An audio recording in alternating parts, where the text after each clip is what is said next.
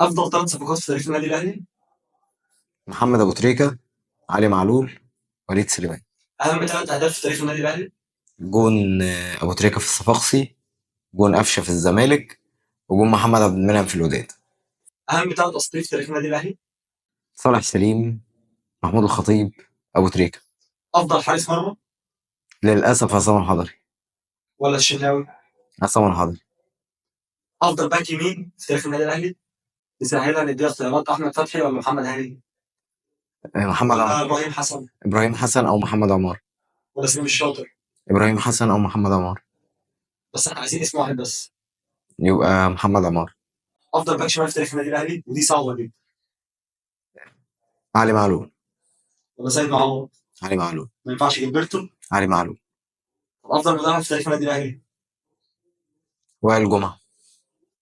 افضل وسط ملعب في تاريخ النادي الاهلي. وسط ملعب تحتمل الهجوم والدفاع افضل وسط ملعب مدافع وافضل وسط ملعب مهاجم. مدافع محمد شوقي، مهاجم اكيد محمد ابو تريكة.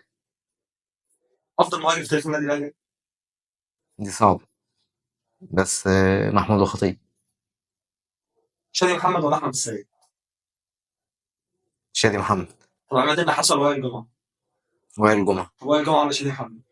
وائل جمعة. سيد معوض ولا جilberto. جilberto. انت اخترت جilberto عشان لما تيجي تقارن بين علي معلول ما تطلعش سيد معوض قدام علي معلول. لا هو جilberto. طب جilberto ولا علي معلول. اكيد علي معلول. طب علي معلول ومحمد عبد الوهاب. يعني بحكم الفترة القصيرة اللي محمد عبد الوهاب لعبها، الله يرحمه طبعا، ما اقدرش ان انا اطلعه عن معلول وعلي معلول. طب بركات ولا تريكه. اكيد تريكة. طب تريكه ولا ميتال. اكيد تريكة. طب تريكه ولا اسامه ابو علي. اكيد تريكة. طب تريكه ولا امام عاشور. اكيد تريكة. طب تريكه ولا خطيب. الخطيب. طيب مدرب الاهلي القادم. فايلر. طب افضل مدرب بالنسبه لك في الاهلي بعد جوزيه.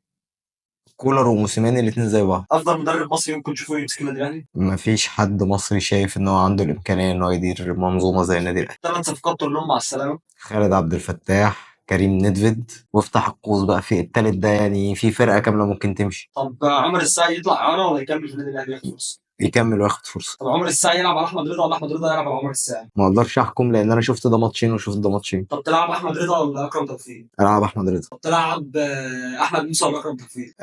العب اي حد، ما العبش اكرم توفيق. بتحب اكرم توفيق جامد. بجد. طيب قول لي التشكيله المثاليه في تاريخ النادي الاهلي كله. الحضري في حراسة المرمى، وائل جمعة وجنبه محمد عبد المنعم، باك شمال علي معلول، باك يمين ابراهيم حسن او محمد عمارة. خلينا نقول محمد عمارة عشان خاطر يبقى ماشية الاسامي كلها مع بعض. انت بتعتبر ان محمد عمار من افضل باكات اليمين في تاريخ النادي الاهلي رغم ان في انجازات كتير للعيبه باك يمين اكتر منه، يعني احمد فتحي في عدد بطولات دوري ابطال افريقيا.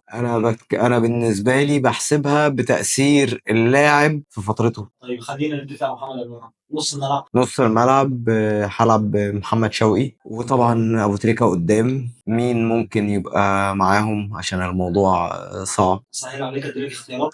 حسام غالي. ولا حسام مصطفى. حسام غالي. في الهجوم هحط كابتن محمود الخطيب، في الجناح اليمين هحط بركات، في الجناح الشمال ممكن جونيور اجاي في الفترة اللي كان متألق فيها. انت اخترت التشكيله المثاليه لتاريخ النادي الاهلي كله جونيور وجاي على عماد متعب. هو جونيور اجاي بيلعب جناح مش بيلعب مهاجم. ما هو انت عادي كان ممكن تلعب باثنين مهاجمين تحت منهم ابو تريكه ويبقى بركات هاف وينج.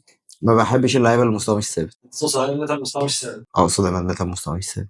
رغم ان ارقامه كبيره جدا ارقامه كبيره جدا ولعب في الاهلي فتره كبيره جدا واسطوره من اساطير النادي، بس بالنسبه لي لعيب مستواه مش ثابت. جونيور اجاي كان جاي يعني كان جاي محترف، لعب 4 مواسم، 3 كويسين وواحد وحش، فكده كده ده مش من ابناء النادي، ما خدش فرصه مع النادي 10 سنين. قول لي تشكيله النادي الاهلي في كاس العالم قد ايه؟ بوجود زيزو ولا من غير؟ احنا الله اعلم احنا فعلا زي بعض ذلك التسلل والتحفيز، احنا بنتكلم عن الموجود عندنا دلوقتي. مصطفى شوبير. في المدافعين اللي موجودين عندنا حاليا فهلعب رامي ربيعة ومصطفى العش. باك يمين هلعب بمحمد هاني. باك شمال هلعب بعلي معلول. في خط الوسط مروان عطية، جنبه اليو ديانج او حمدي فتحي، قدامهم امام عاشور. وفي خط الهجوم تريزيجيه، اشرف بن شرقي، وسام ابو علي. طيب مين الخصم اللي تحب ان انت تقابله في نص النهائي دوري ابطال افريقيا ل 2025؟ ترجي ولا صن داونز؟ صن داونز. كنت شايف قرار الاداره ازاي في موضوع الانسحاب من مباراه الزمالك والازمه اللي حصلت في مباراه القمه؟ متفق تماما مع القرار لو كان في ايد مجلس الاداره ورقه فعلا تجيب حق للنادي. طبعا بعد ما تثبت ان مفيش اوراق ومفيش اي حاجه، فكان قرار عنتري ملوش اي لازمه. طيب رايك ايه في تصرف نادي الزمالك اللي كان قبل المباراه بيومين عامل مؤتمر صحفي بيطالب بحكام اجانب وبيتظلم على الحكام المصريين، وبنكتشف يوم الماتش ان هو عايز يلعب بحكام مصريين وبيعترض على الحكام الاجانب؟ زيزي كده كده ملهاش كلمه. اه ده قصف جبل قوي. طيب رايك ايه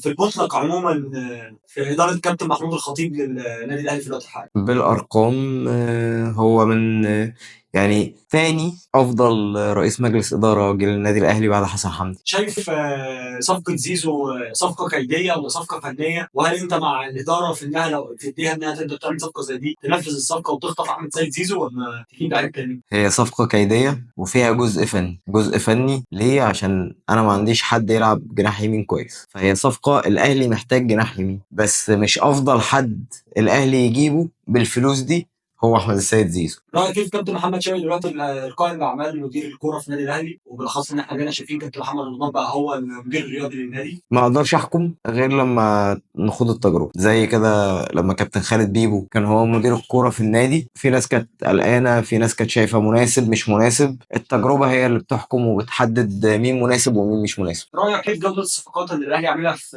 كاس العالم للانديه وفي الموسم التحضيري؟ 70%. شايف مين الصفقات اللي كان المفروض الاهلي يخلص فيها وما قدرش يخلص فيها؟